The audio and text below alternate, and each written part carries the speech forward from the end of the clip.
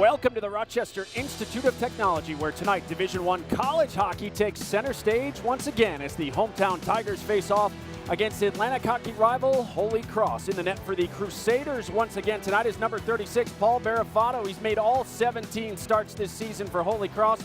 Last night he picked up his 6th win on the season after stopping 34 of the 36 shots he faced. On the other side, we've got a change in net tonight for RIT. Junior Christian Short will make his 3rd start of the season. Short played last Saturday afternoon at UConn, tying a career high with 32 saves. We'll see how he fares in his first conference action here tonight at the Coliseum. You are watching RIT SportsZone pregame live, presented by Taylor the Builders. We'll have plenty to get to over the next half hour, including highlights, analysis, live interviews, and so much more as we get you primed and ready for puck drop between RIT and Holy Cross at 7:05. Good evening, I'm Kevin Roach, and welcome to RIT SportsZone pregame live here on CW Rochester and streaming worldwide at RITSC.com. Well, the Crusaders entered last night's matchup tied for 3rd place in Atlantic hockey, just 1 point in front of RIT, a team they've gotten the better of lately, having gone unbeaten in 8 of the last 10 meetings with the Tigers. Last night, the first of 4 meetings between these two teams this year. Not the start the Tigers were hoping for, as Holy Cross jumped on them early. At 1:38 into the game, the Fairport native Johnny Coughlin with the rebound goal, his 2nd on the year, 2nd career goal against RIT, and it was 1-0 Holy Cross. After 2nd period, RIT on the power play, Tigers peppering Barafato, and finally it pays off. Eric Brown, his team-leading 10th goal on the year, 6th straight game with a goal to tie us at 1. 3rd period, just over a minute in, Holy Cross on the rush. Danny Lopez going 5-hole on Logan Drackett. Crusaders took a 2-1 lead on Lopez's 5th of the year. Tigers would respond late in the period. Eric Brown, the pretty backhand feed to line mate Abik Dukis. Oh, that line's been hot. He ties it at 2 with his 5th on the year. But a minute 30 left to play in the period. Holy Cross with a breakaway. Brett Mulcahy hesitates and then delivers right between the legs of Logan Drackett. Holy Cross took a 3-2 lead. Tigers would pull Drackett in the waning moments, but Mitch Collette would add the empty netter to seal it. Holy Cross beats RIT 4-2. Afterwards, Logan Drackett telling us he feels this one's on him. We outplayed them the whole night, and didn't make the saves I needed to make at the right time. So, yeah, they definitely stole the 2 points, and they're a good hockey team, but we definitely outplayed them, and we deserve team deserves a win, but just need to make a bit more saves. And the 3rd one, it's really just a save I have to make. It's unacceptable to let that in at that time, because the team battled back hard and really proved that we should have won that game, and that's just a save I really need to make at that time. It's really disappointing. I think we controlled the play for most of the game. It really came down to those 3 chances they had, and that was really the extent of their offense, I think, for most of the game. Yeah, it's just too bad. We sustained a lot of pressure in their zone. We're getting a lot of chances that we didn't capitalize on, and then they were opportunists tonight, and they got their few chances and they buried them. That's the crux of it, is that the best team's not always going to win. That's why, I mean, there's 2 games in a weekend. We got to come out tomorrow night and try to get those 2 points, because if we don't, then we're going to fall down in the standings. We know that every weekend we come into, it's 2 points or more if we want to sustain our position in the standings or move up. So yeah, the better team lost tonight, but we got to make sure we're the best team tomorrow night as well, so we can give ourselves a chance to win.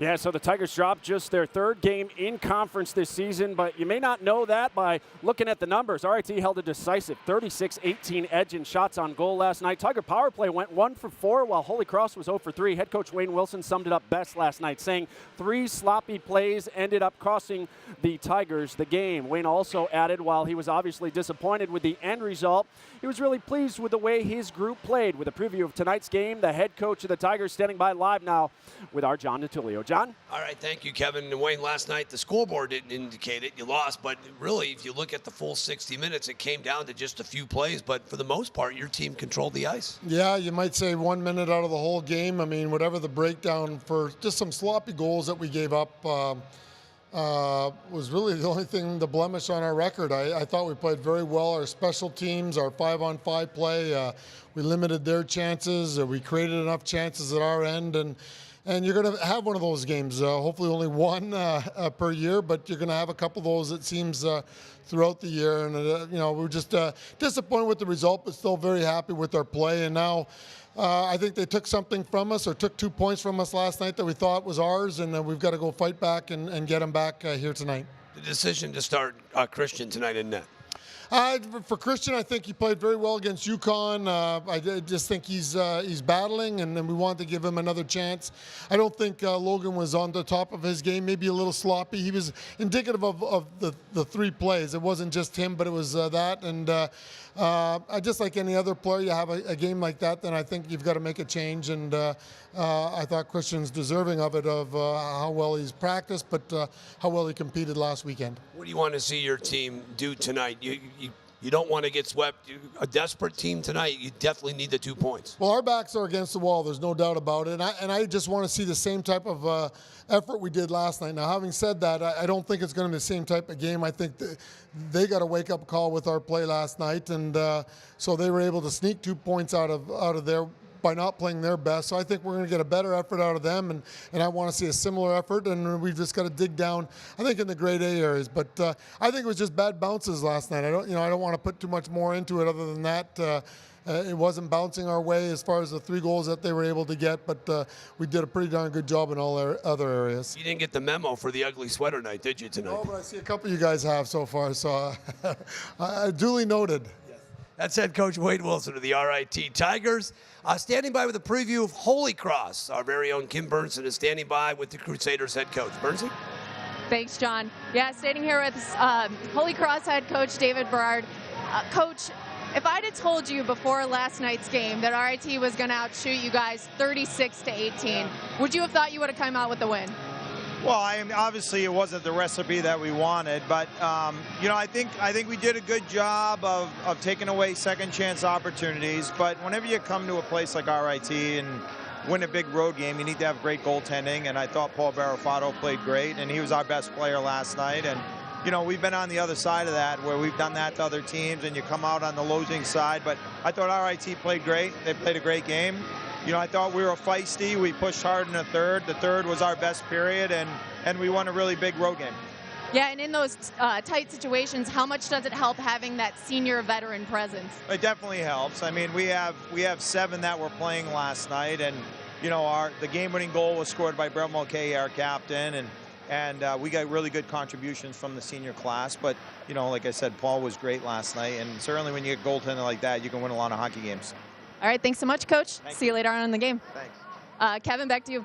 All right, Kim, thanks so much. Well, I know it's early in the season, but if you were to give out an award for the biggest turnaround in Atlantic hockey, there's no question. The Niagara Purple Eagles would be the winners. Niagara won just 3 regular season conference games last year, and under first-year head coach Jason Lammers, the Purple Eagles have already won 7 of 10 in the conference this year. A win over Air Force last night out in Colorado has Niagara just 1 point out of first place behind Canisius, who was idle last night. Holy Cross is also tied for second after their win over RIT. Army sits 2 points back in fourth place. RIT remained 5th overall, 4 points behind the conference-leading Golden Griffs. Well, still to come on the program, the RIT women's hockey team was on the ice this afternoon. Highlights from their matchup with Penn State are on the way. Plus, we'll introduce you to the leader of the RIT pep band and tell you why her appointment to the conductor this season is a pretty big deal.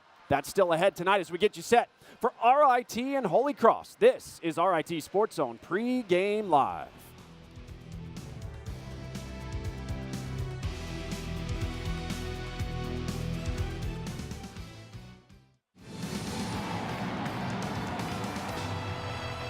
Back here on RIT Sports Zone Pre-Game Live. Ugly holiday sweater night here at the Policini Center. Fans wearing what they consider their best or worst will be given a free food voucher upon entering the building. The reason why John, Gene, and I brought back our orange construction cone sweater vests here tonight. Meanwhile, the RIT women's hockey team struggles continued yesterday afternoon as the Tigers dropped a 5-0 decision to conference rival Penn State. The loss pushed RIT's winless streak to 7 games. They were hoping to snap that streak and pick up their second conference victory of the season against Penn State this afternoon, and we have the highlights from earlier today at the Policini Center. After a scoreless first period, Penn State would strike first. Brooke Madsen beats Tara Lantain to give the Nittany Lions the 1-0 lead. For Madsen, that was her 3rd goal on the year. Later in the period, Penn State would be on the power play, and they would take advantage of the opportunity as Katie Rankin would score. Penn State would lead 2-0 after 2. The Tigers put up 32 shots on net today. The only problem, Daniela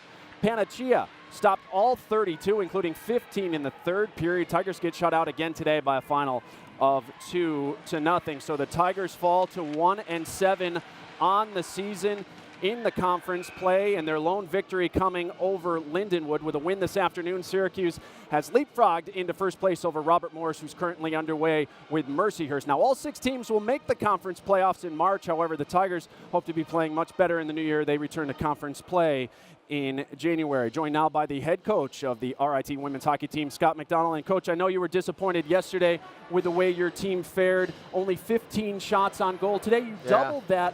Were you a little more disappointed with the end result than the effort today? No, we're just looking for a better effort than we had on Friday night. You know, I thought we were just flat all game long. Nothing went really well for us yesterday. But I was really positive and really happy with the start that we had. I thought we came out, showed a little bit more jump and fire and wanting to play. And then as the game went on, I thought we really took it to them and just couldn't buy one today. It was one of those things where after the game, we're just like, we're looking for those pretty goals, and we need some greasy goals. You know, we need those dirty goals in tight, and just we're just not looking for those. We're not willing to do that right now. But once we figure that part of the game out, we'd be okay. But this was one of those things where you had the effort, you had the compete level, you had your chances, and goalie was on, ran into a hot goalie, and they got a couple of bounces. We didn't. Yeah, and that can happen sometimes. And I was going to ask you kind of pinpointed for me what the offensive struggles might be. Yeah. You've only scored 1 goal, at least 1 goal during this stretch. Only one other time you scored 2 against Robert Morris during this winless stretch. Is it frustrating when you get great performances from your goaltender, Tara Lantain, that she's not being rewarded for those great performances? Yeah, it's difficult to say that. No, she's doing her job in the net. We're a little lackluster on the offense right now. There's no other way to put it. You can't hide that stat, you know, and this weekend you get a shutout twice, you're not going to win a game, if you can't score. And just going back, not to the drawing board on Monday, because we know what the issue is. It's just like, all right, game time, because Monday to Thursday in practice, we're digging at them, you're competing in practice, and then, on the weekends, it's like, let's put it together. Yeah. And we were so close today. I was like, there's some power plays, I was surprised that they didn't go in. You're kind of scratching your head, like, wow, how did that stay out of the net, Yeah. And it was just, you know what, you just puck luck sometimes, but just wasn't our day. Well, we know that you guys are going to get it together, and you're off for a while. You're off to Bemidji next weekend, then Union. Right. We won't see you until after the holidays when you get back to conference play, but best of luck to you guys the rest of the way. Enjoy your holiday, and we'll check back with you in the new year. Thank you so much, Head Coach Scott McDonald of the RIT women's hockey team, as we are here on Pregame Live. When we come back, John and Jean join us to break down tonight's game, and we'll introduce you to the leader of the RIT pep band. That's next. This is RIT SportsZone Pregame Live.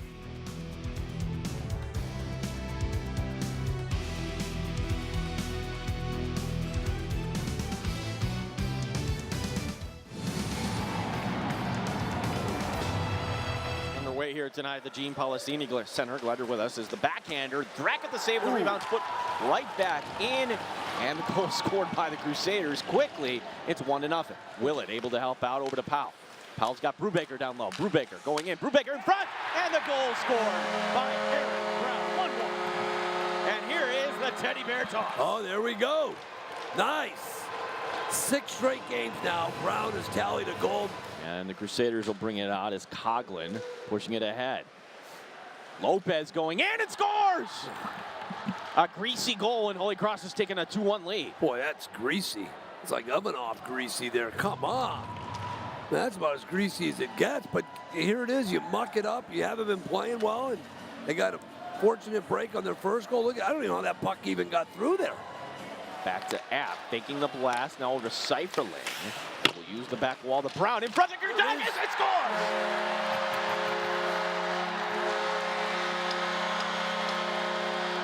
Farafano, and App has to go away. This is going to be Mulcahy. Mulcahy, the blast, and scores!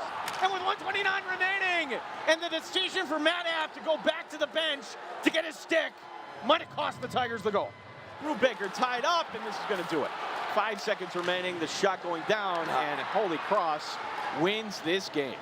Yeah, if you're just joining us here tonight on RIT SportsZone Pregame Live, that is how Holy Cross took game one of this two-game set with the Tigers. If you happen to miss a home game throughout the season, we've got you covered. You can catch all the highlights on our website, ritsc.com. Just click on Hockey Central. Hey, the Tigers won't be home again until the new year. Next weekend, RIT is on the road again as Wayne Wilson's group visits nationally ranked Providence for a pair of games in Rhode Island. Then at the end of the month, they return to conference play with 2 at Mercyhurst and then 2 against Red Hot Niagara the first weekend in January. Tonight, RIT looks to make up ground in the Atlantic Hockey standings, while Holy Cross hopes to overtake first-place Canisius with a victory. The Griffs are playing out of conference against Clarkson tonight at the Harbor Center. Joined now by Gene Battaglia and John DiTullio. And guys, the only thing Wayne Wilson wanted to change after last night's game was the scoreboard. But we've seen this in Atlantic hockey play. Strange things happen. Holy Cross stole one last night, and I guess Wayne did end up making one change. He changed his guy in net tonight, Christian Short, getting the start. Yeah, Kevin, good evening. And the decision to go to Christian Short, John DiTullio. Short played well in the loss at UConn. UConn in Hockey East, that was on the Saturday after Thanksgiving. Short stopping 32 of 34 shots that day. But do you want to wreck the freshman's confidence, Logan Draka? That's the yin and the yang here. You walk that fine line. Speaking with Wayne last night, he was thinking about next week against Providence to maybe give Christian another start or even Ian a shot. I think he's facing a must-win tonight. He knew his freshman goalie was not good last night.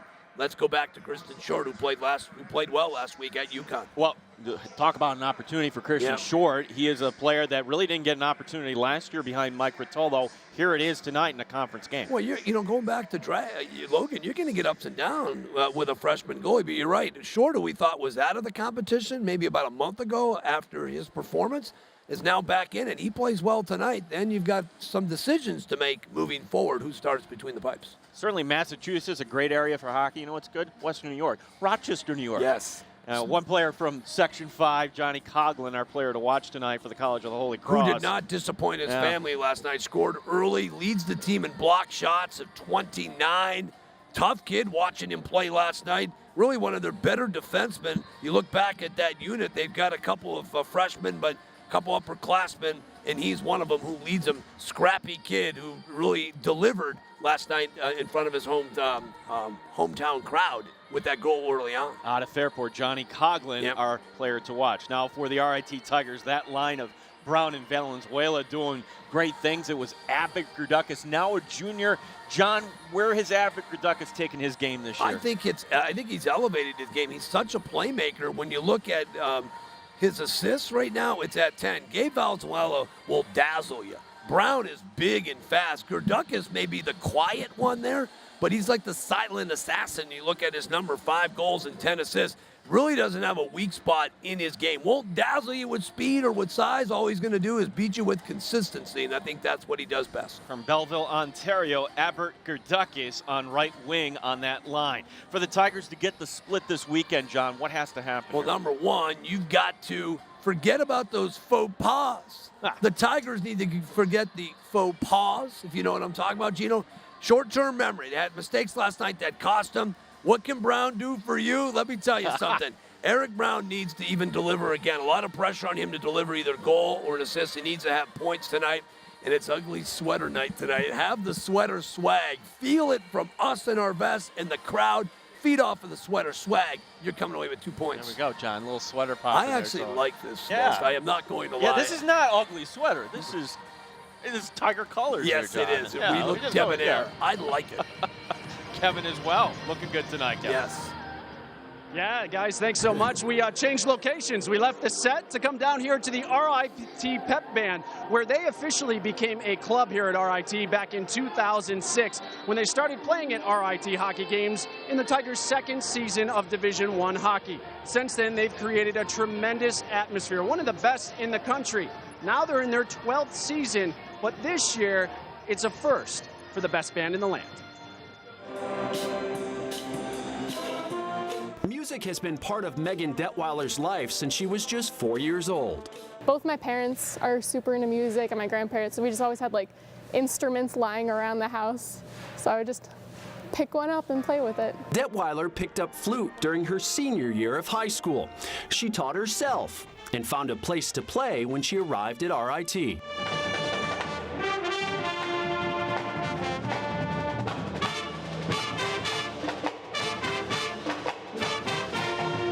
How did you learn about the pep band, and what was your thought when you found out we had one?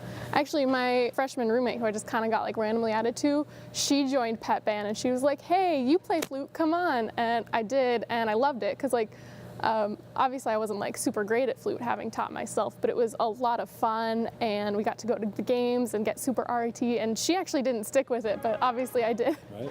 For 3 years, Detweiler was just another member. But that changed last spring when she decided she wanted to audition to be leader of the band. I don't really know why I wanted to do it. I just felt something drawing towards me. And I had gotten to be friends with like last year's conductor, and last year's conductor was amazing. He really like worked the band up, and I think we have a better sound now because of him, and I really wanted to like add my piece to it. Watch my hands. Do the full progression. You don't need to suddenly go into the extremes, okay?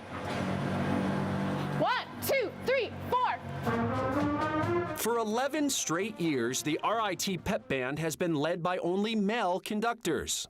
Until this year, when Megan Detweiler took over the reins. I was really excited. I was also really nervous. We've never had a female conductor before, so I was like worried that if I do a bad job, they're gonna be like, oh, that's why we don't have women conductors. But pep band is full of wonderful, supportive people. So even on the days where I'm like, you know, not quite with it, not quite doing the best, these people are really supportive when we work together. And I think we have such just like a great community and a great, you know, atmosphere to band that we're all working together to make band as good as possible.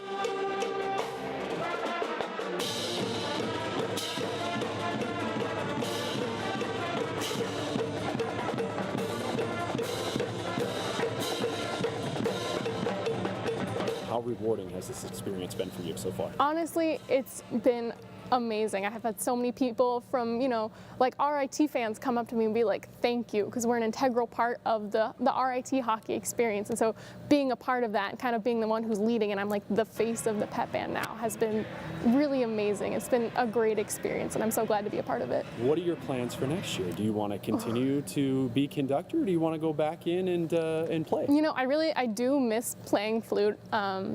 Because it is something, it's like a totally different experience, but I do also really like leading the band. So I've thought about this a lot, and I have no idea yet. I don't know if I'm gonna run again. It kind of depends on who else is gonna run, because I don't want to leave the band like with no one, but if it's in good hands, I'll feel comfortable going back and playing flute. Certainly is in good hands with Megan Detweiler. She's mastered her craft as a musician and a conductor, and she's even developed a passion for RIT hockey. She didn't like hockey before she came here. Now she loves it. Well, the lights are out. The band is playing. The teams are about to take the ice. We'll get you back up to John and Jean next. This is RIT Sports Zone Pregame Live.